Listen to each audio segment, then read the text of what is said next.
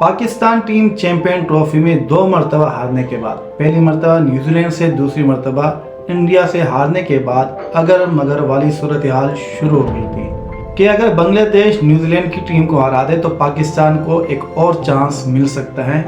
लेकिन आज अगर मगर वाली सूरत भी ख़त्म हो गई और पाकिस्तान बिल्कुल चैंपियन ट्रॉफी से बाहर हो गया।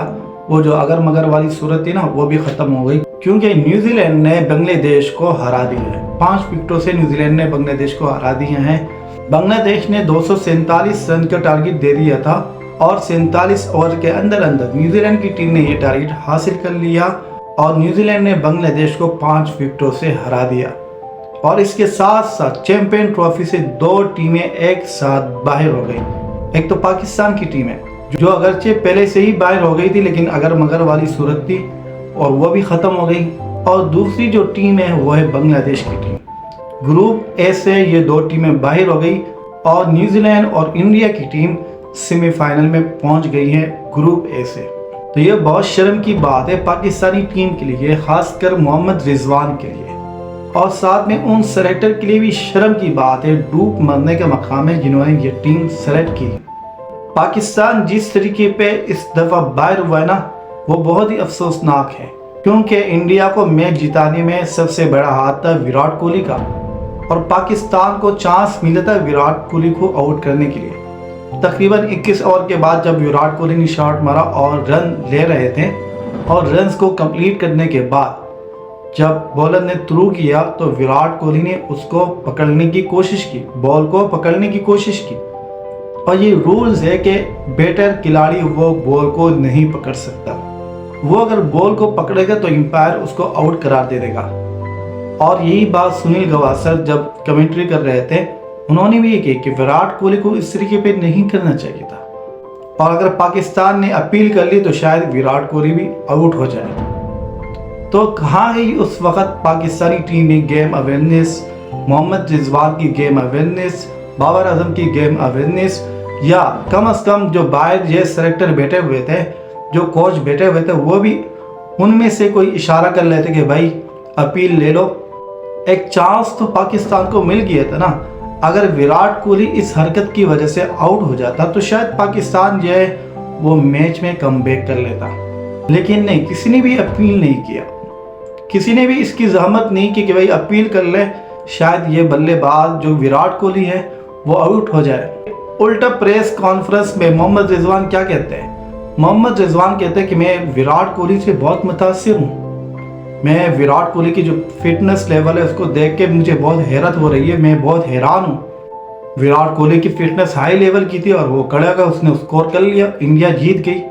भाई अगर विराट कोहली की फिटनेस से आप मुतासिर है तो अपनी टीम में भी ऐसे प्लेयर को शामिल कर लेते ना जो फिटनेस में विराट कोहली जैसे है, जिनका तौन नहीं लिखा हुआ है, जिनका मुंह इतना बड़ा बड़ा नहीं है, जो बिल्कुल फिट है और पाकिस्तानी टीम में आने के लिए डिजर्व करते हैं, सलाहियत रखते हैं, तो आप भी ऐसे प्लेयर को सिलेक्ट कर लेते। आप कप्तान है ना, कप्तान का तो इतना रोल होना चाहिए कि उनके पसंदीदा प्लेयर को टीम के अंदर शामिल किया जाए। आपको पता है कि पाकिस्तान का जो इंडिया के साथ मैच था उसमें पाकिस्तानी बल्लेबाज ने कितनी डॉट बॉल खेली है, यानी कितने ऐसे बॉल खेली है जिसके ऊपर कोई रन नहीं बना। 147 डॉट बॉल वो पाकिस्तानी टीम ने खेली है। 147 डॉट बॉल वो 25 ओवर लगभग बनते हैं। 25 ओवर पाकिस्तानी टीम ने ऐसे खेले हैं जिसके ऊपर कोई भी रन नहीं आए। और न्यूजीलैंड के साथ जो पाकिस्तान का मैच था चैंपियन ट्रॉफी का पहला मैच, उसमें पाकिस्तान ने 161 डॉट बॉल खेली थी जो तकरीबन 28 ओवर बनते हैं। मैच ही टोटल 50 ओवर का होता है। अगर आप आधे ओवर 25 ओवर डॉट बॉल खेलेंगे तो आप स्कोर क्या खाक बनाएंगे। मोहम्मद रिजवान ने इंडिया के साथ जो मैच था उसमें 46 रन बनाए 77 बॉलों के ऊपर। 77 बॉलों के ऊपर मोहम्मद रिजवान ने 40 रन बनाए। जो सीनियर प्लेयर है ना, जो शुरू में आते हैं, बाबर आजम, मोहम्मद रिजवान, ये सारे ओवर ज़ाय करते हैं, डॉट बॉल खेलते रहते हैं और इस तरीके पे ये अपना 50 रन बना लेते हैं। 50 रन 100 बॉलों के ऊपर, 50 रन 80 बॉलों के ऊपर, इस तरीके पे ये 50 रन बना लेता है अब बाकी जो पीछे जो बल्लेबाज रहते हैं उनके लिए ओवर्स कम होते हैं, रन उनके पास ज़्यादा होते हैं। ऐसे में वो आगे तेज़ खेलने की कोशिश करते हैं, और जब वो तेज़ खेलने की कोशिश करते हैं तो ऐसे में वो जल्दी आउट हो जाते हैं। और जब पाकिस्तानी टीम मैच हार जाती है तो ये सारा मनबा वो मिडल ऑर्डर के ऊपर डाल लेते हैं कि उन्होंने सही नहीं खेला, उन्होंने ऐसा खेला, उन्होंने ये किया, क्योंकि इन्होंने खुद 50 रन बनाए हुए होते हैं। अगरचे उन्होंने 100 बॉलों के ऊपर 50 रन बनाए, 120 बॉलों के ऊपर 50 रन बनाए, लेकिन पाकिस्तानी अवाम को इनके 50 रन नज़र आते हैं। इनके जो डॉट बॉल है वो पाकिस्तानी अवाम को नज़र नहीं आते। पाकिस्तान का जो स्ट्राइक रेट था, इंडिया के साथ जो पाकिस्तान का मैच था उसमें पाकिस्तान के स्ट्राइक रेट वो पहले 4.9 था, इसके बाद कम होते होते होते 3.9 के ऊपर आ गया था। 3.9 का मतलब यह है कि आप हर ओवर्स के अंदर सिर्फ 3 रन बनाएं। अगर आप हर ओवर्स के अंदर 3 रन बनाएंगे तो आप हाथ मैच जीत जाएंगे। क्या आप डिजर्व करते हैं चैंपियन ट्रॉफी जीतने के लिए? जहाँ पे बाकी टीमें 300 साढ़े 300 रन बना रही हैं, वहाँ पे पाकिस्तानी टीम अगर 240 रन बनाए, 230 रन बनाए, तो क्या पाकिस्तानी टीम जो है वो डिजर्व करती हैं ये मैच जीतने के लिए या चैंपियन ट्रॉफी जीतने के लिए? और ये ऐसे बल्लेबाज है ना जो हमारे शुरू के जो सीनियर प्लेयर है ना, ये यंगस्टर को आने नहीं देते। आपने देखा होगा जब बाबर आजम को एक मैच में ड्रॉप कर लिया, कामरान गुलाम को मौका दे दिया था, तो कामरान गुलाम ने पहले मैच में 100 मारे थे। इसके बाद अगरचे वो 3-4 मैच में नाकाम हो गए, लेकिन पाकिस्तानी अवाम को चाहिए था कि उनको सपोर्ट करते। नाकाम तो बाबर आजम भी हो रहा है, लेकिन बाबर आजम एक लंबे अरसे से नाकाम हो रहा है। 2-3 साल से बाबर आजम नाकाम हो रहा है, फ्लॉप हो रहा है, रन नहीं बना रहा। अगर ऐसे में एक यंगस्टर 3-4 मैच में नाकाम हो जाए तो क्या आप उनके पीछे पड़ जाएंगे?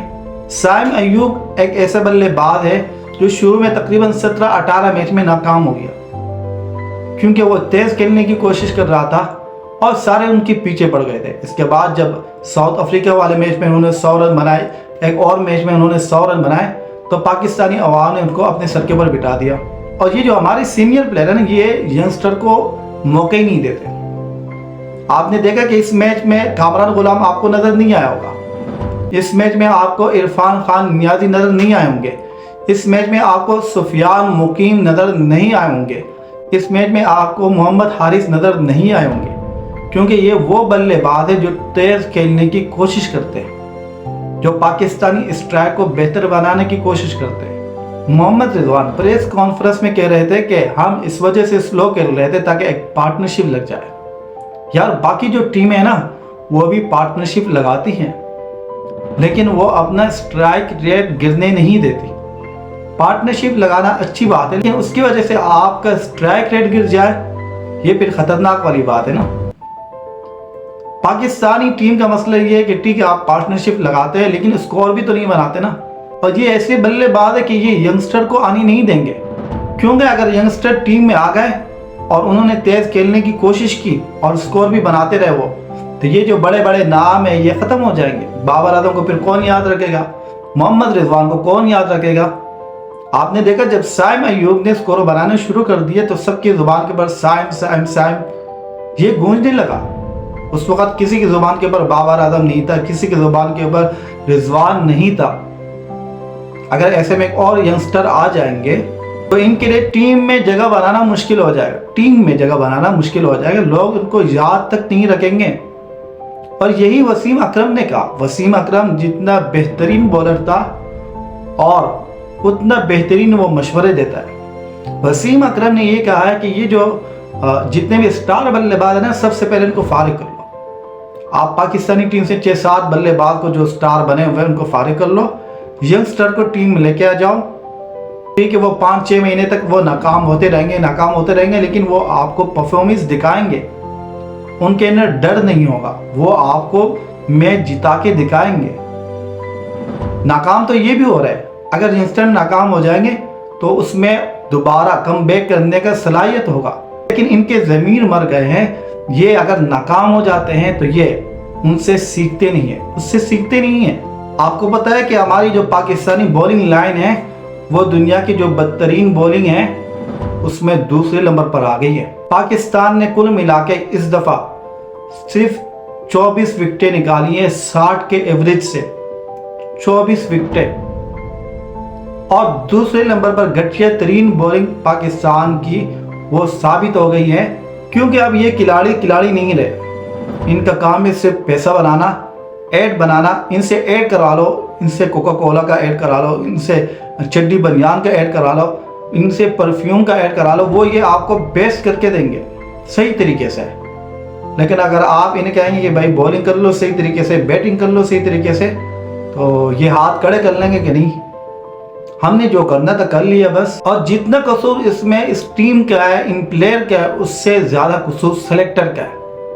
वसीम अकरम ने यह कहा कि मैंने 11 फरवरी को इनको ये कहा था कि एक दिन रह गया है, अभी भी टीम ये परफेक्ट नहीं है चैंपियन ट्रॉफी के लिए, इसको तब्दील कर लो। क्योंकि जो लास्ट डेट था वो 12 फरवरी था कि 12 फरवरी तक हर टीम अपने स्क्वाड में चेंजेस तब्दीली कर सकती थी। वसीम अकरम ने यह कहा कि 11 फरवरी को जो मीटिंग हुई थी, मैंने उसमें ये कहा था कि ये टीम सही नहीं है, इसके अंदर तब्दीली कर लो। इन्होंने 1 घंटा मीटिंग की और इसी टीम के साथ ये चैंपियन ट्रॉफी में उतर गए और उसका नुकसान सबको देखना पड़ा। पाकिस्तानी टीम को हराने में जो सबसे बड़ा किरदार रहा है वो विराट कोहली का रहा है। विराट कोहली ने 100 रन बनाए 111 बॉलों के ऊपर और इंडिया को विराट कोहली ने मैच जिता दिया। लेकिन एक वक्त ऐसे आया था पाकिस्तान के पास एक मौका, एक चांस आया था कि विराट कोहली को वो आउट करा देते, लेकिन पाकिस्तान ने वो चांस मिस कर लिया, वो ज़ाया कर लिया। बाकायदा जो कमेंट्री कर रहे थे सुनील गावस्कर, उन्होंने कहा कि विराट कोहली की इस हरकत की वजह से विराट कोहली आउट भी हो सकते हैं। अगर Pakistani team, Pakistani captain Mohammad Rizwan appeal करते तो शायद विराट कोहली आउट हो जाते। जब इंडिया बैटिंग कर रही थी और 22-21 ओवर हो गए थे, विराट कोहली ने ऑफ साइड पे एक शॉट मारा था, सिंगल लिया था। इसके बाद जब पाकिस्तान की तरफ से थ्रू किया गया तो विराट कोहली ने अपने हाथ से उसको रोकने की कोशिश की। और ये आईसीसी का रूल है कि आप अपने हाथ से बॉल को पकड़ नहीं सकते। अगर आप इस तरह करेंगे तो एम्पायर आपको आउट दे देगा अगर अगली टीम ने अपील की। और ऐसे कई दफ़ा हुआ, इंज़िमामुल हक के साथ हुआ है, शफीक रहमान के साथ हुआ है जो बांग्लादेश की तरफ से खेल रहे हैं, और भी काफ़ी बल्लेबाज के साथ इस तरह हुआ है कि जब उन्होंने हाथ से बॉल रोकने की कोशिश की तो एम्पायर ने उसको आउट दे दिया। तो इस मैच में भी ऐसा ही हुआ कि विराट कोहली ने अपने हाथों से बॉल रोकने की कोशिश की, लेकिन किसी ने अपील करने की जहमत नहीं की। न बाबर आजम को ये समझ में आई, न मोहम्मद रिजवान को ये समझ में आई, न जो हमारे बाहर सेलेक्टर कोच वगैरह बैठे हुए थे उनको समझ में आई कि भाई कम से कम अपील तो कर लो। 50% तो चांस था कि शायद विराट कोहली को आउट करा दिया जाता। अगर विराट कोहली आउट हो जाते तो शायद ये मैच पाकिस्तान के लिए, पाकिस्तान के हक में आ जाता, शायद पाकिस्तान जीत जाता और इस तरीके पे चैंपियन ट्रॉफी से बाहर नहीं होता। लेकिन किसी ने जहमत नहीं की। यहाँ पर गेम अवेयरनेस की बहुत ज़्यादा कमी महसूस हुई। शायद हमारे बल्लेबाज को इस चीज़ का पता नहीं, या पता है बहुत सुस्त हैं, बहुत काहिली का मुजाहरा कर रहे हैं और उन्होंने इस बात की सहमति नहीं की कि वो अपील कर ले। पाकिस्तानी टीम मुकम्मल तौर पर चैंपियन ट्रॉफी से बाहर हो गई है और मोहम्मद हफीज ने पाकिस्तानी टीम को सही तरीके से सुना दिया है। सही तरीके से पाकिस्तानी टीम को जो है आड़े हाथों ले लिया है मोहम्मद हफीज ने। मोहम्मद हफीज ने यह कहा है कि आप बाबर आजम से पूछ लो कि बाबर आजम को कितने मैचों में मैन ऑफ द मैच करार दिया गया है। बाबर आजम के पास मैन ऑफ द मैच कितने अवार्ड है। क्रिकेट खेलते हुए बाबर आजम को 10 साल हो गए। इन 10 सालों में बाबर आजम के पास कितने ऐसे मैन ऑफ द मैच हैं जिनको बाबर आजम को करार दिया गया है, या बाबर आजम पाकिस्तानी के लिए मैच विनर साबित हुए। सिवाय एक मैच 2021 का जो T20 मैच था, वो बाबर आजम जो है उसमें टीम के लिए मैच विनर साबित हो गए थे और मोहम्मद रिजवान, बाबर आजम ने 10 विकेटों से इंडिया की टीम को शिकस्त दी थी, जो आपको याद होगा। इसके अलावा कोई भी ऐसा मैच नहीं है जिसमें बाबर आजम मैच विनर की हैसियत रखता हो। और तकरीबन 9-10 दफ़ा ऐसा हुआ होगा मुश्किल से जिसमें बाबर आजम को मैन ऑफ द मैच करार दिया गया हो। 10 साल से अगर आप क्रिकेट खेल रहे हो और उसमें आप इतनी अच्छी परफॉर्मेंस न दें तो आपको शर्म आनी चाहिए, आपको अपनी परफॉर्मेंस के ऊपर तवज्जो देनी चाहिए। सही तरीके से मोहम्मद हफीज ने पाकिस्तानी टीम खास कर बाबर आजम को बातें सुनाई हैं। और एक वक्त तक कि जब आप बाबर आजम के खिलाफ बोलते थे ना तो लोग सही तरीके से आपको बातें सुनाते थे, लेकिन आज सब बाबर आजम के पीछे लग गए क्योंकि बाबर आजम की परफॉर्मेंस दिन ब दिन खराब होती जा रही है, दिन ब दिन खराब होती जा रही है। जहाँ पे बाकी बल्लेबाज वो कमबैक कर रहे हैं, विराट कोहली ने कमबैक किया, रोहित शर्मा ने कमबैक किया, लेकिन हमारा बाबर आजम 2 साल से ऐसे ही पड़ा हुआ है। वो आके टुक टुक टुक टुक खेलते हुए 20 रन बनाता है, 22 रन बनाता है और आउट होके चले जाता है। एक मैच में बाबर आजम ने 50 रन बनाए और इतनी मिसिंग की है बाबर आजम ने, जिसकी वजह से पाकिस्तान मैच ही हार गया। जो न्यूजीलैंड के साथ पाकिस्तान का मैच था, बाबर आजम ने 50 रन तो बनाए थे, लेकिन कितनी डॉट बॉलें खेली थी वो सबको पता है। तो आपका क्या ख्याल है, क्या अब बाबर आजम को आराम करना चाहिए कि नहीं? क्या अब पाकिस्तानी टीम में यंगस्टर को आना चाहिए कि नहीं आना चाहिए? जैसे कि वसीम अकरम ने कहा है, कमेंट में अपनी राय से हमें ज़रूर आगाह करें। वसीम अकरम, उसको आप जानते होंगे, वसीम अकरम जितना बेहतरीन बॉलर था उतना उनके मशवरे बहुत बेहतरीन होते हैं। वसीम अकरम ने ये कहा है कि पाकिस्तानी टीम को चाहिए, पाकिस्तानी सिलेक्टर को चाहिए कि टीम के अंदर अब यंगस्टर को लाया जाए। और यंगस्टर को टीम में लाने के लिए अगर आपको 5-6 बल्लेबाज को फारिग करना पड़े तो उनको कर लो। जितने भी आपके स्टार बल्लेबाज हैं उनको फारिग कर लो, यंगस्टर को टीम के अंदर लेके आ जाओ। ठीक है, हम मानते हैं कि अगर आप यंगस्टर को टीम में लाएंगे तो वो तो हारेंगे, लेकिन वो कमबैक भी करेंगे, वो आपके लिए मैच भी जिताएंगे। उनके अंदर एक नया खून होगा, एक नया जज्बा होगा, वो आपको मैच जिता के दिखाएंगे। और अभी पाकिस्तानी जो स्टार बल्लेबाज हैं ये बिल्कुल फ्लॉप साबित हो रहे हैं एक अरसे से, 2-3 सालों से। अब इनको फारिग किया जाना चाहिए, वसीम अकरम ने ये कहा है। इसी तरह वसीम अकरम ने ये भी कहा था कि जब चैंपियन ट्रॉफी के लिए ये टीम सेलेक्ट की गई थी और इस टीम का स्क्वाड अनाउंस किया गया था तो हमने उस वक्त इस टीम की मुखालफत की थी। हमने कहा था ये टीम चैंपियन ट्रॉफी के लिए परफेक्ट नहीं है। इसके बाद जब 11 फरवरी को दोबारा मीटिंग लगाई गई थी 1 घंटे के लिए, और उसमें हमने ये कहा था कि अभी भी एक दिन पाकिस्तान के पास है, क्योंकि 12 फरवरी वो लास्ट तारीख था, लास्ट डेट था टीम के अंदर चेंजेस करने के लिए। और इन्होंने 1 घंटे मीटिंग की और इसी टीम के साथ वो चैंपियन ट्रॉफी में उतर गए और उसका नुकसान सबको देखना पड़ा। तो वसीम अकरम का मशवरा बहुत ही ज़्यादा बेहतरीन मशवरा है कि हमारे जितने भी स्टार बल्लेबाज, चाहे वो मोहम्मद रिजवान हो या बाबर आजम हो, ठीक है ये आपके लिए रन्स बनाते हैं, हम मानते हैं, लेकिन ये रन्स बनाने के साथ डॉट बॉलें कितने खेलते हैं वो भी तो आप देख लेना।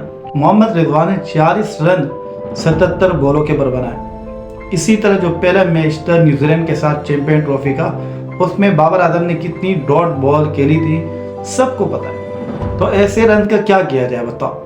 अगर आप इतनी मिसिंग करेंगे, अगर आप इतने डॉट बॉल करेंगे। न्यूजीलैंड के साथ जो पाकिस्तान का मैच था उसमें पाकिस्तान ने 28 ओवर डॉट बॉल खेली थी। 28 ओवर के अंदर पाकिस्तान ने कोई रन नहीं बनाए।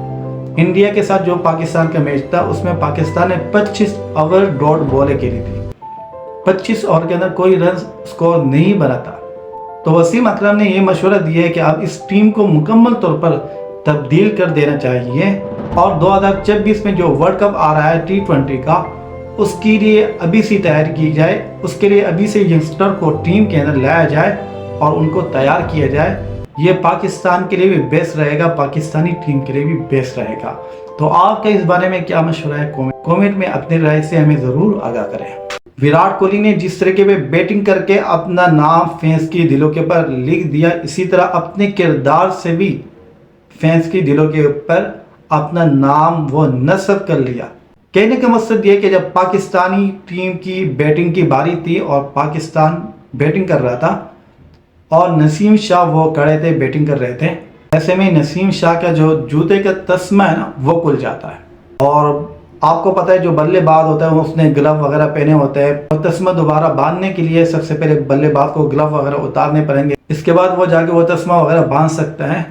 तो नसीम शाह के जो जूते का तस्मा था वो खुल गया था और विराट कोहली ने आके उस तस्मे को बांध लिया।